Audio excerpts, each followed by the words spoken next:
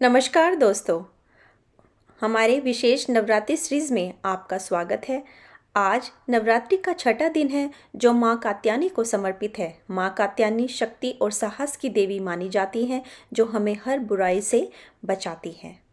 जो देवी दुर्गा का साहसी और शक्तिशाली रूप है। इस दिन का विशेष महत्व उन भक्तों के लिए है जो साहस, शक्ति और आत्म संयम की प्राप्ति करना चाहते हैं। इस दिन का रंग लाल होता है जो शक्ति और ऊर्जा का प्रतीक है। जय माता की। चलिए शुरू करते हैं गणेश वंदना, फिर उसके बाद हम शुरू करेंगे कवच रोज की तरह। ओम गणपतये नमो नमः, श्री सिद्धि विनायक नमो नमः, अष्टविनायक नमो नमः, गणपति बाप्पा मोरया। इस मंत्र का जाप करके ताकि पाठ बिना किसी बाधा के सफल हो, और एक संकल्प लें कि आप यह पाठ किस उद्देश्य से कर रहे हैं। आप इस तरह से कह सकते हैं, मैं यह पाठ अपने परिवार की भलाई, शांति, समृद्धि और माँ दुर्गा के दिव्य आशीर्वाद के लिए करता हूँ। चलिए दुर्गा सप्तशती कवच शुरू करते हैं। दुर्गा कवच एक शक्तिशाली प्रार्थना है जो भक्त के चारों ओर एक सुरक्षा कवच का निर्माण करती है। यह दुर्गा सप्तशती का एक हिस्सा है जो माँ दुर्गा की महिमा और शक्तियों का वर्णन करता है।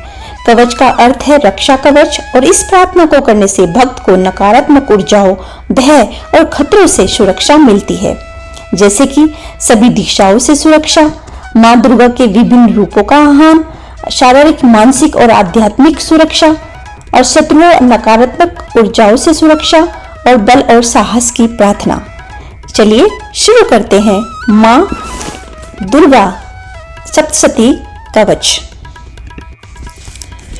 महर्षि मार्कंड जी बोले, हे पितामह, संसार में जो गुप्त हो और जो मनुष्य की सब प्रकार से रक्षा करता हो और जो आपने किसी को आज तक बताया ना हो, वह कवच मुझे बताइए।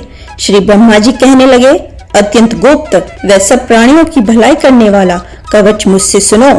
प्रथम शैलपुत्री, दूसरी ब्रह्मचारिणी, तीसरी चंद्रघंटा, चौथी कुष्मांडा, पांचवी स्कंद माता, छठी कात्यायनी, सातवीं काल रात्रि, आठवीं महागौरी, नवी सिद्धिदात्री, यह देवी की 9 मूर्तियां हैं और यह नव दुर्गा कहलाती हैं। आग में जलता हुआ, रण में शत्रुओं से घिरा हुआ, विषम संकट में फंसा हुआ मनुष्य यदि दुर्गा नाम का स्मरण करे तो उसको कभी भी हानि नहीं होती। रण में उसके लिए कुछ भी आपत्ति नहीं और न उसे किसी प्रकार का दुख या डर होता है। हे देवी, जिसने श्रद्धा पूर्वक तुम्हारा स्मरण किया है उसकी वृद्धि होती है, और जो तुम्हारा चिंतन करते हैं उनकी तुम निसंदेह रक्षा करने वाली हो। चामुंडा प्रेत पर, वाराही भैंसे पर, रौद्री हाथी पर, वैष्णवी गरुड़ पर अपना आसन जमाती हैं। महेश्वरी बैल पर, कुमारी मोर पर और हाथ में कमल लिए हुए विष्णु प्रिया लक्ष्मी जी कमल के आसन पर विराजती हैं।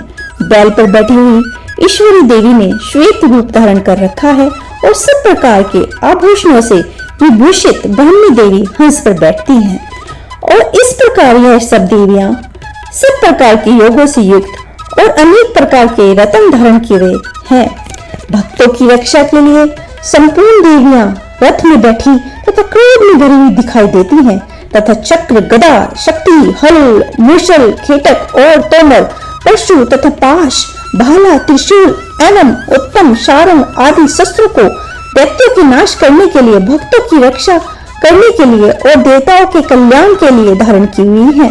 हे मां रौद्र, अत्यंत घोर पराक्रम, महान बल, महान उत्साह वाली देवी, तुमको मैं नमस्कार करता हूँ। हे देवी, तुम्हारा दर्शन दुर्लभ है तथा आप शत्रुओं के भय को बढ़ाने वाली हैं।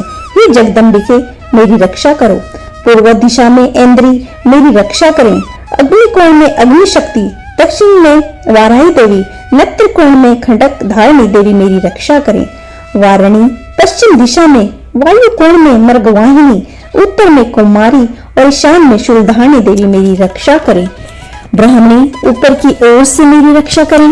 वैष्णवी देवी नीचे की ओर से मेरी रक्षा करें और इसी प्रकार शिव पर बैठी चामुंडा देवी दसों दिशाओं में मेरी रक्षा करें। जया देवी आगे, विजया पीछे की ओर, अजिता बाईं ओर, अपराजिता दाहिनी ओर मेरी रक्षा करें। उद्योगिनी देवी शिखा की रक्षा करें तथा उमा शिव में स्थित होकर मेरी रक्षा करें। इसी प्रकार मस्तक में मायाधारी देवी रक्षा करें और यशवनी देवी मेरे बहुओं का संरक्षण करें। बहुओं के मध्य भाग में तिरंदा, नथुनों की घंटा देवी रक्षा करें। नेत्रों के मध्य में शाकनी देवी, तोरवाशनी देवी कानों की रक्षा करें। कपोलों की कालिका देवी और कानों के मूल भाग की भगवती शाकनी रक्षा करें। सुगंधा नासिका में और चर्चिका ऊपर के होठ में, अमृत कला नीचे के होठ की, सरस्वती देवी जीभ की रक्षा करें। कुमारी देवी दांतों की और चंडिका कंठ प्रदेश की रक्षा करें। चिंद्र घंटा गले की घंटी की और महामाया तालु की रक्षा करें। कामशी ठोड़ी की, सर्वमंगला वाणी की रक्षा करें। भद्रकाली गर्दन की और धनुधरी पीठ के मेरुदंड की रक्षा करें। कंठ के बाहरी भाग की नील गिरवा और कंठ के नली की नल कुबरी रक्षा करें। दोनों कंधों की कुंडकनी और वज्रधारणी मेरी दोनों बाहों की रक्षा करें। दंडनी दोनों हाथों की और अंबिका देवी समस्त उंगलियों की रक्षा करें। शूलेश्वरी देवी संपूर्ण नखों की, कुलेश्वरी देवी मेरी कुशी की रक्षा करें। महादेवी दोनों स्तनों की, शोक विनाशनी मन की रक्षा करें। ललिता देवी हृदय की, शूलधारणी उदर की रक्षा करें। कामनी देवी नाभि की, गुहेश्वरी कुह स्थान की, पूतना और कामिका लिंग की और महिषावाहिनी गुदा की रक्षा करें। संपूर्ण इच्छाओं को पूर्ण करने वाली महाबला देवी दोनों जंघाओं की रक्षा करें।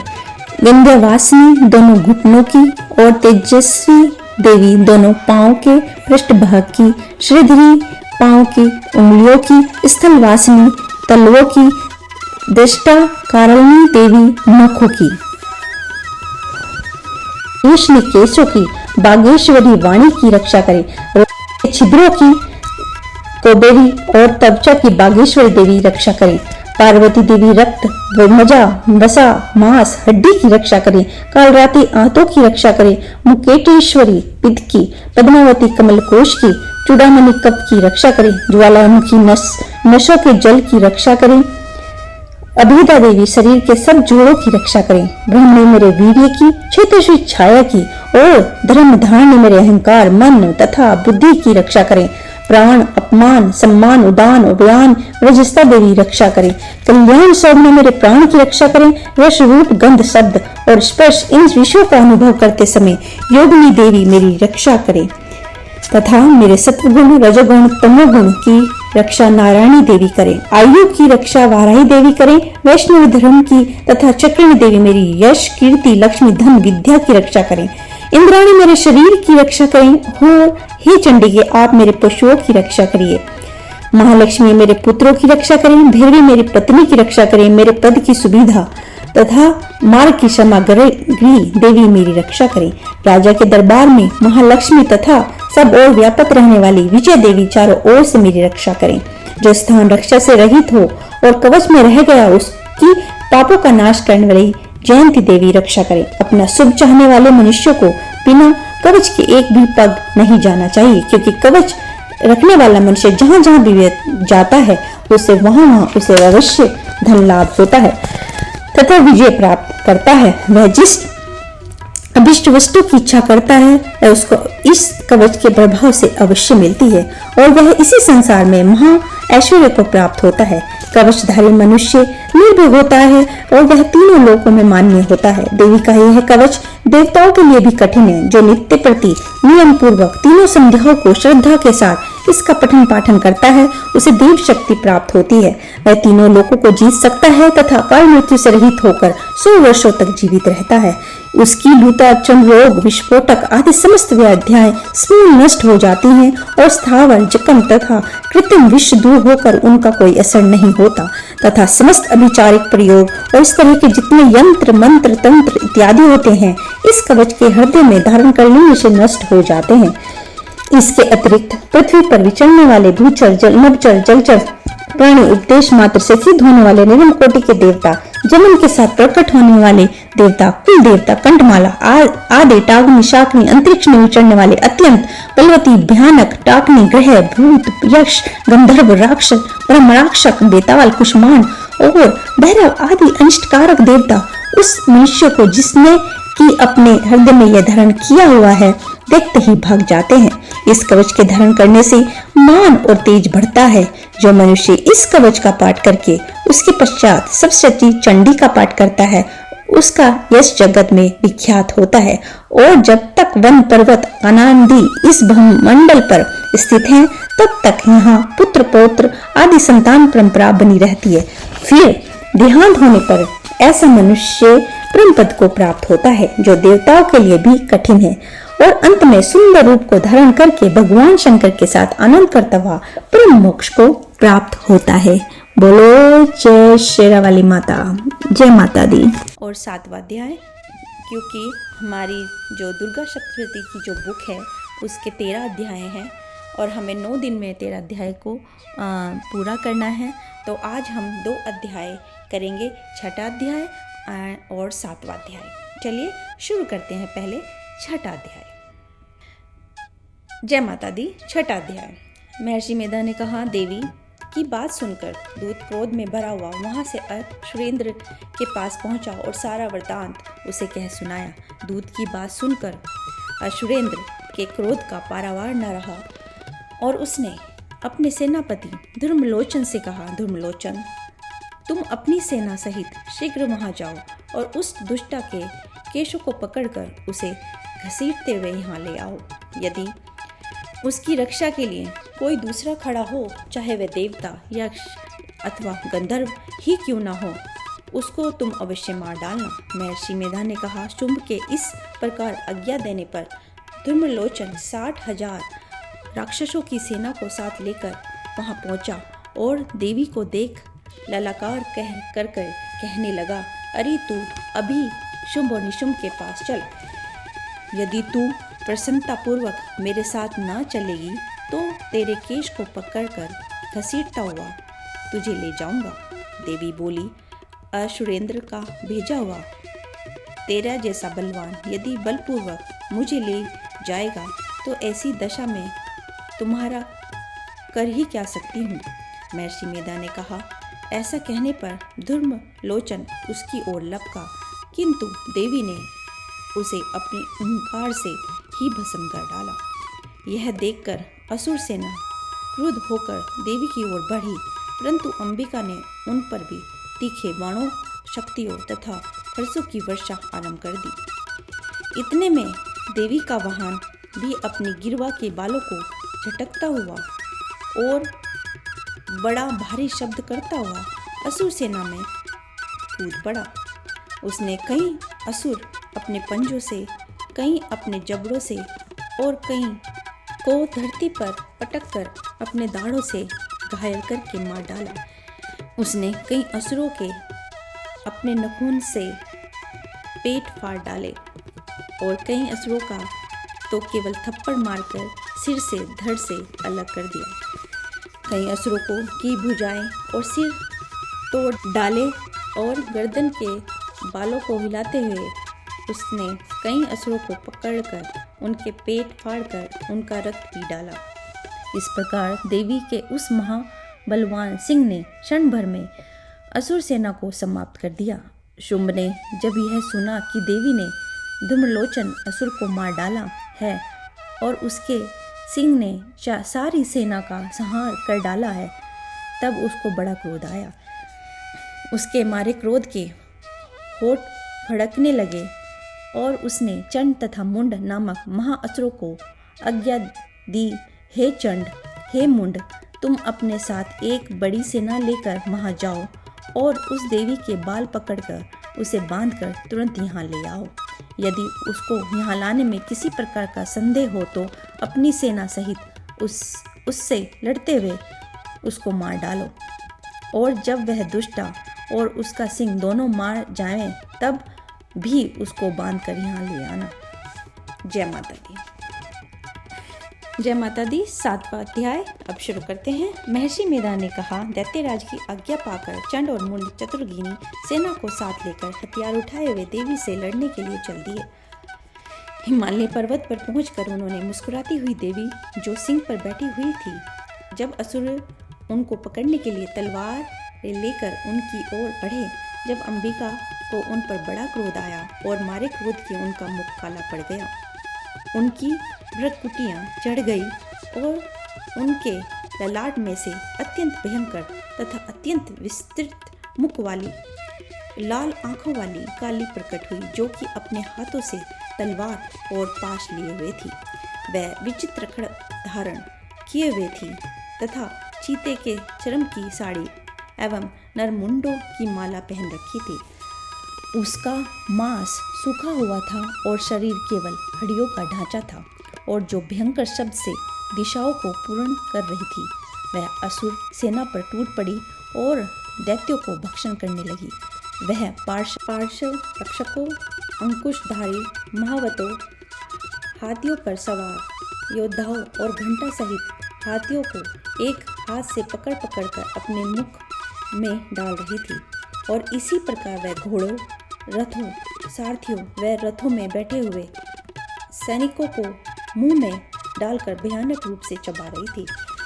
किसी के केश पकड़कर, किसी की गर्दन पकड़कर, किसी को पैरों से दबाकर और किसी दैत्य को छाती से मसलकर मार रही थी। वह दैत्य के छोड़े हुए बड़े बड़े अस्त्र शस्त्रों को मुंह में पकड़कर और क्रोध में भर उनको दांतों से पीस रही थी। उसने कई बड़े बड़े असुर भक्षण कर डाले, कितनों को रौंद डाला और कितनी उसकी मार के मारे भाग गए। कितनों को उसने तलवार से मार डाला, कितनों को अपने दांतों से समाप्त कर दिया। और इस प्रकार से देवी ने क्षण भर में संपूर्ण दैत्य सेना को नष्ट कर दिया। यह देख महापराक्रमी चंड काली देवी की ओर लपका और मुंड ने भी देवी पर अपने भयानक वाणों की वर्षा आरंभ कर दी और अपने हजारों चक्र उस पर छोड़े।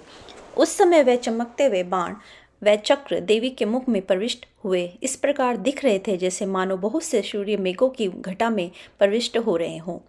इसके पश्चात भयंकर शब्द के साथ काली ने अत्यंत जोश में भरकर विकट अट्टहास किया। उसका भयंकर मुख देखा नहीं जाता था। उसके मुख में श्वेत दांतों की पंक्ति चमक रही थी। फिर उसने तलवार हाथ में लेकर शब्द कह कर चंड के ऊपर आक्रमण किया और उसके केश पकड़कर उसका सिर काटकर अलग कर दिया। चंड को मरा हुआ देखकर मुंड देवी की ओर लपका, परंतु देवी ने क्रोध में भरे हुए उसे भी अपनी तलवार से यमलोक पहुंचा दिया। चंड और मुंड को मरा हुआ देखकर उसकी बाकी बची हुई सेना वहां से भाग गई।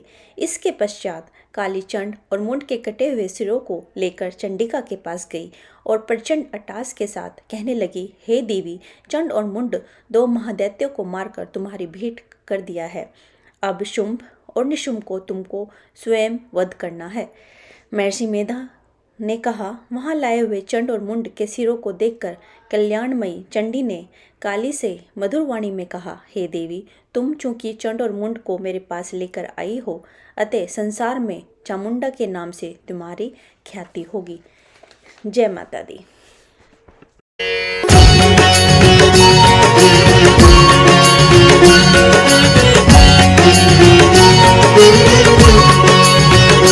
ओम जय कात्यायनी मां, मैया जय कात्यायनी मां, पूजन मां तेरा करते, पूजन मां तेरा करते, दया मानित करना। ओम जय कात्यायनी मां, ओम जय कात्यायनी मां, मैया जय कात्यायनी मां, पूजन मां तेरा करते, पूजन मां तेरा करते, दया मानित करना। ओम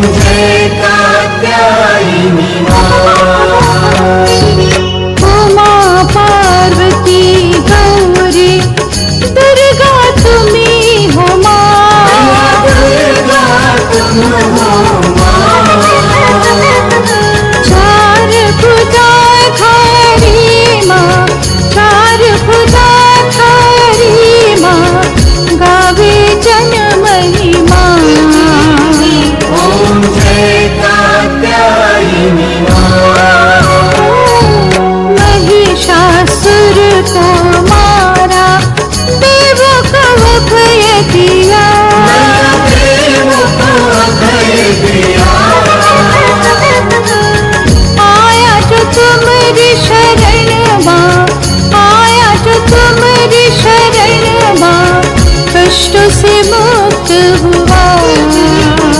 ओम जय कात्यायनी माँ।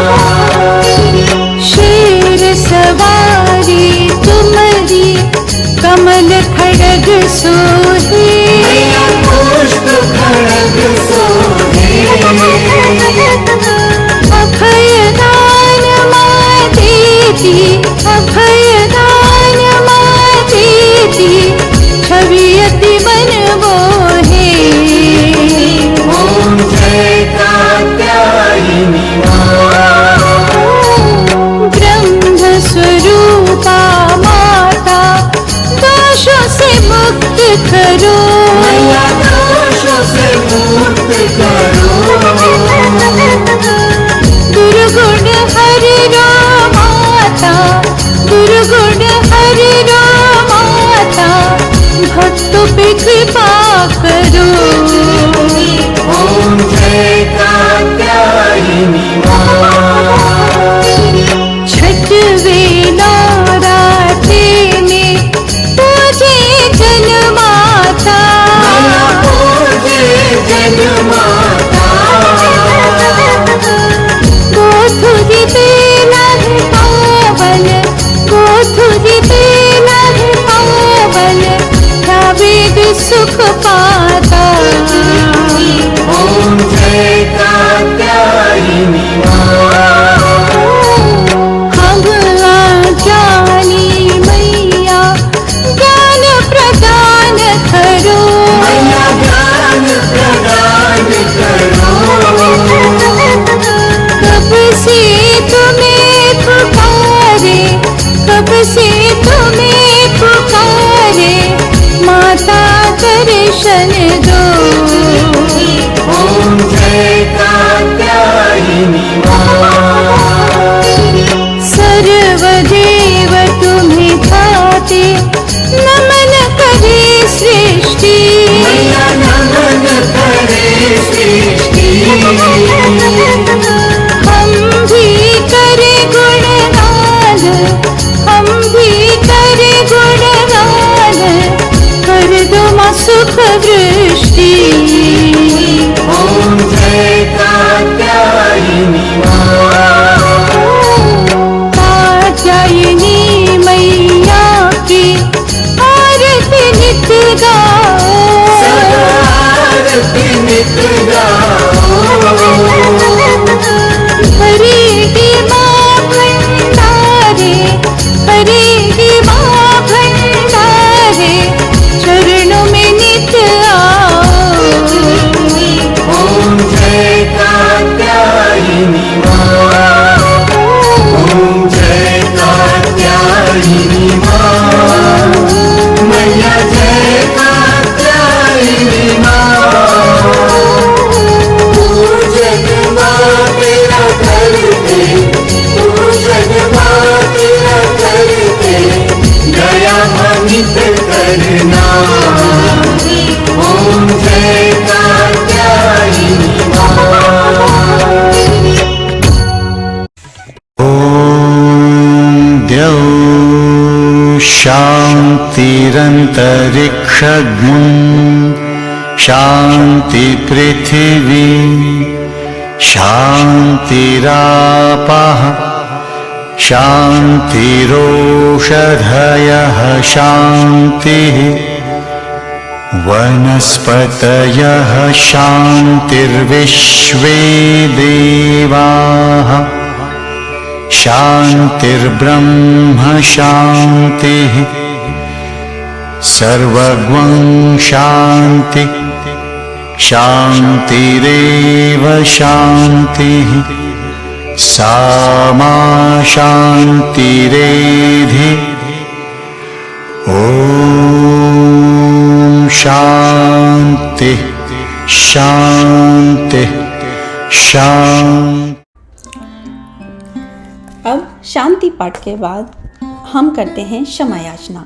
हे परमेश्वरी, मेरे द्वारा रात दिन सहस्त्र अपराध होते रहे हैं, अतः आप मुझे अपना सेवक समझकर कृपा पूर्वक मेरे उन अपराधों को क्षमा करो।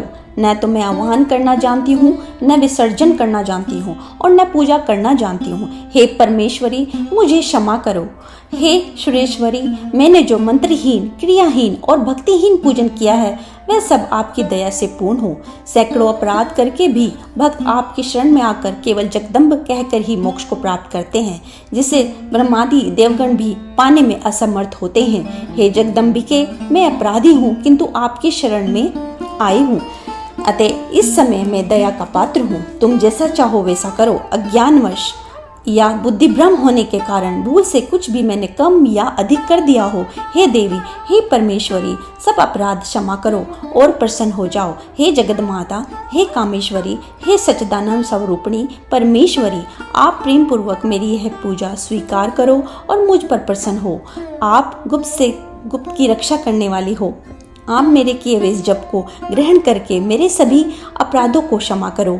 हे देवी, हे महेश्वरी, आपकी कृपा से मुझे सिद्धि की प्राप्ति हो।